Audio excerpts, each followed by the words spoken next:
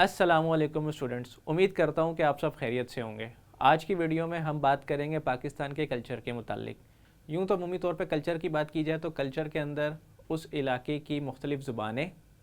لوگوں کا رہن سہن،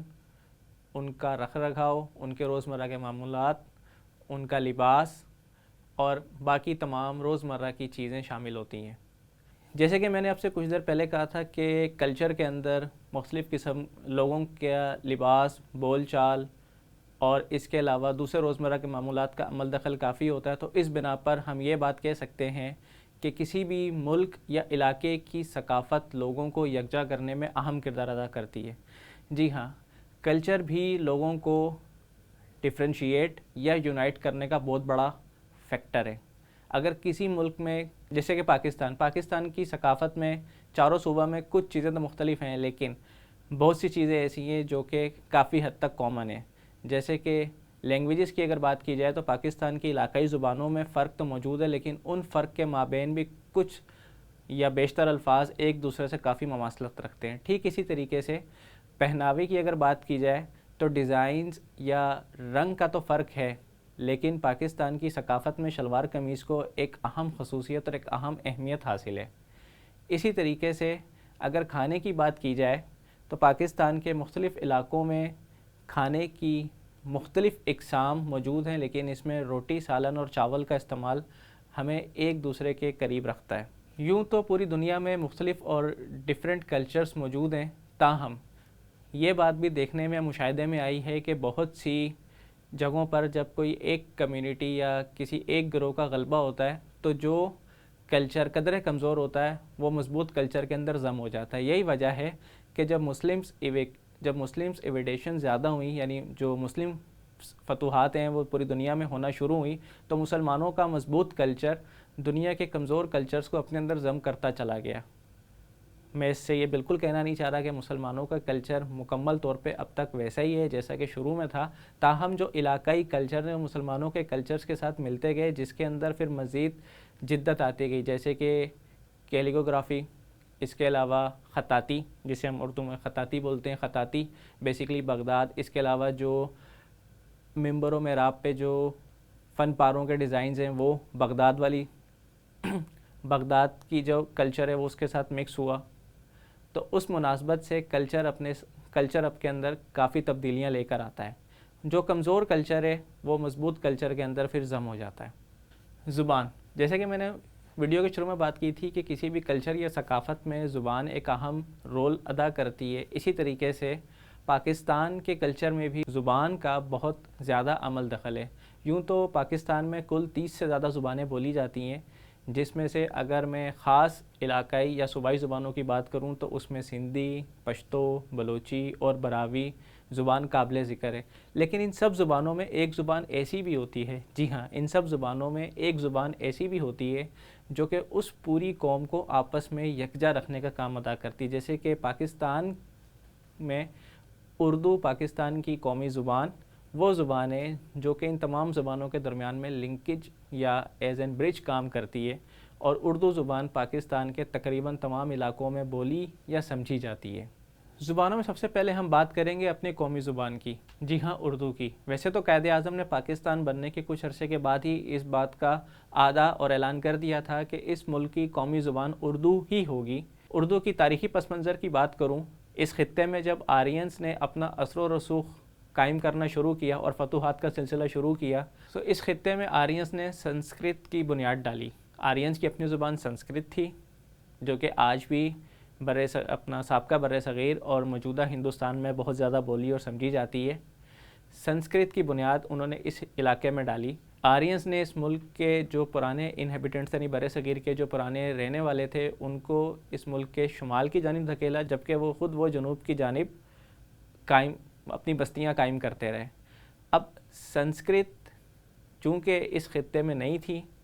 اور اس کو سمجھنا مشکل تھا، تو یہاں کے جو لوکلز تھے انہوں نے اس کا ایک تھوڑا سا لائٹر یا جسے کہتے ہیں آسان ورژن وہ دریافت کیا، جسے وہ پراکرت بولنا شروع ہوئے، اور یوں بر صغیر یا موجودہ پاکستان اور ہندوستان کا جو علاقائی خطہ ہے اس کے اندر پراکرت کی بنیاد ڈالی گئی اور پراکرت بولنا شروع ہوا۔ اب چونکہ کوئی بھی اب چونکہ کوئی بھی زبان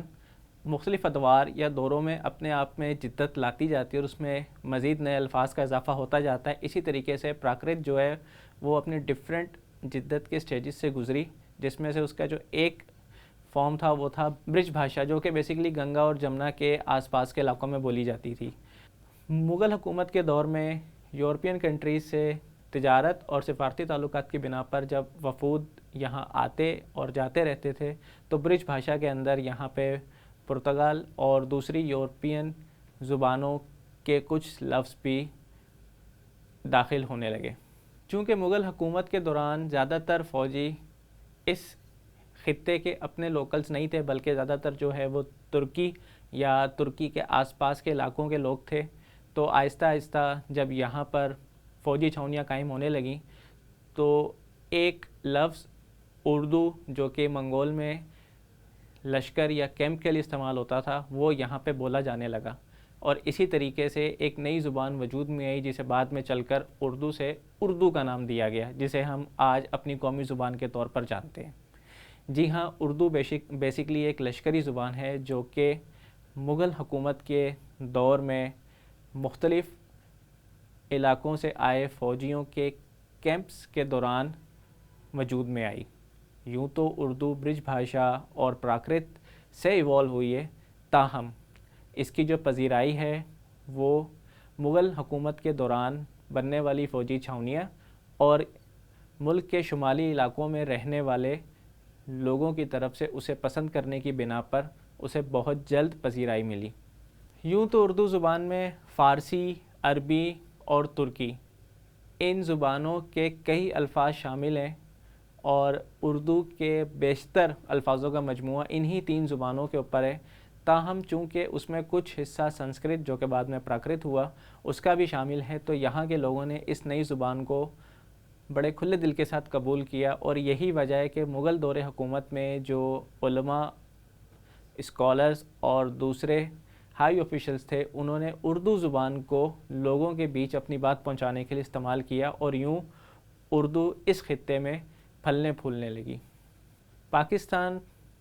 موومنٹ یا جو تحریک پاکستان بنانے کے لیے چلی، اس میں بھی اردو کا کردار قابل ذکر ہے۔ لوگوں تک معلومات پہنچانے، اپنی آواز پہنچانے کے لیے مختلف رہنماؤں نے اردو کا ہی انتخاب کیا، کیونکہ اردو اس خطے کی ان چند زبانوں میں سے ایک تھی جو کہ موجودہ پاکستان کے تمام علاقائی جگہوں پر، مطلب تمام علاقوں میں، اور اس کے علاوہ خاص کر مسلم پاپولیشن جو مسلم آبادی والے علاقے تھے وہاں پہ اردو بولی اور سمجھی جاتی تھی۔ یہی وجہ ہے کہ جو آل انڈیا مسلم لیگ یا دوسرے مسلم لیڈرز تھے، یا جو مسلم لیڈرز کے رسالے تھے، ان میں اگر ایک رسالہ انگریزی کا تھا تو دوسرا رسالہ اردو زبان میں شائع کیا جاتا تھا، تاکہ وہ اپنی بات عام لوگوں تک بآسانی پہنچا سکیں۔ اردو زبان میں مزید جدت لانے کے لیے اور اسے مزید ترقی کی راہ پر ہمکنار کرنے کے لیے وفاقی حکومت نے 2 اردو کالجز کا قیام عمل میں لایا گیا، جن دونوں کالجز کو اب یونیورسٹی کا درجہ بھی دے دیا گیا ہے،